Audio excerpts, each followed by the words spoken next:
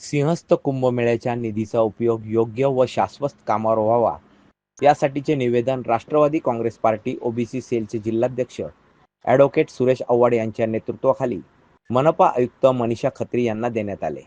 मागील अनेक दिवसांपासून शहरातील रस्त्यांची चाळण झालेली असून सदरील रस्ते मृत्यूचा सापळा बनत असल्याने शहरातील रस्ते दुरुस्ती करण्यात यावेत. घरपट्टी ट्रान्सफर करताना ट्रान्सफरसाठी दरमहा 50 रुपये इतकी लेट फी आकारण्यात येत असून अनेक ग्राहकांची घरे घेऊन 20-22 वर्ष झाले तरी घरपट्टी मूळ मालकांच्याच नावाने असल्याने त्यांना घरपट्टी ट्रान्सफर करताना मोठ्या प्रमाणात लेट फी भरावी लागत असून देखील ही अट नागरिकांची पिळवणूक करणारी असल्याचे सदरील लेट फीची अट काढून टाकण्यात यावी अशी मागणी यावेळी करण्यात आली. आजही काही ठिकाणी टँकरद्वारे पाणी पुरवठा होत असल्याने आकारण्यात आलेली आवाजवी पाणी बिले मागे घेण्यात येऊन पाणी बिलांमध्ये सूट मिळावी. शांतीनगर ते पॉवर लॉन्स हा लिंक रोड त्वरित दुरुस्त करण्यात यावा.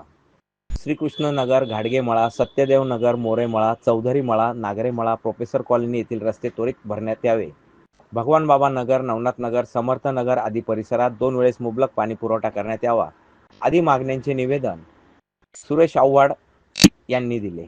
यावेळी ॲडव्होकेट सुरेश आव्हाड, आनंद सोनवणे, नाना पगार, समाधान आहेर, साहेबराव तारगे, प्रकाश शेवाळे, राजेंद्र आलाई, अभिजित पगार आदी मान्यवर उपस्थित होते. काळामध्ये आपण बघतो आहोत की सिंहस्थ कुंभमेळा नाशिकमध्ये भरतोय आणि त्यासाठी मोठ्या प्रमाणात निधी हा उपलब्ध होणार आहे. काही प्रमाणात निधी आलेला आहे आणि आमची मागणी एकच होती की काही शाश्वत कामं या निधीतून झाली पाहिजेत, ज्याच्यामध्ये रस्त्यांसारखा प्रश्न असेल, पाणी पुरवठ्याची योजना असतील किंवा ज्या भागामध्ये आज आपण बघतो आहोत की लाईट्स नाही आहेत किंवा गार्डनसाठी तो निधी वापरण्यात यावा, या मागणीचं निवेदन आम्ही दिलेलं आहे. आमच्या भागामध्ये आपण जर बघितलं असेल तर मोरेमळा असेल, नागरेमळा असेल, प्रोफेसर कॉलनी असेल, या भागामध्ये सुमारे 25-30 वर्षापूर्वी रस्ते झालेले, त्याच्यानंतर रस्ते झालेले नाही आणि त्या रस्त्यांवर आज असंख्य खड्डे पडलेले आहेत. त्याच पद्धतीने शांतीनगर ते पॉवर लॉन्सकडे जो मधला रस्ता जातो त्या रस्त्याला म्हणजे गुडघे एवढे खड्डे झालेले आहेत आणि तिथून गाडी जाणंसुद्धा फार जिकरीचं झालेलं आहे.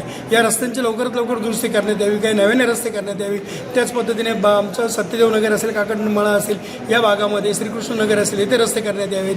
काही भागामध्ये अद्यापही 1 वेळ आणि 1च तास पाणी पुरवठा होतोय, त्या भागामध्ये 2 वेळ मुबलक पाणी पुरवठा करण्यात यावा, ही मागणी आम्ही करण्यात आलेली आहे. त्याच पद्धतीने आपण जर बघितलं असेल तर घरपट्टीचा एक मोठा विषय आहे. घरपट्टी नावावर करत असताना ट्रान्सफर फी मोठ्या प्रमाणात आकारली जाते. त्याच पद्धतीने 50 रुपये प्रत्येक महिन्याला लेट फी आकारली जाते.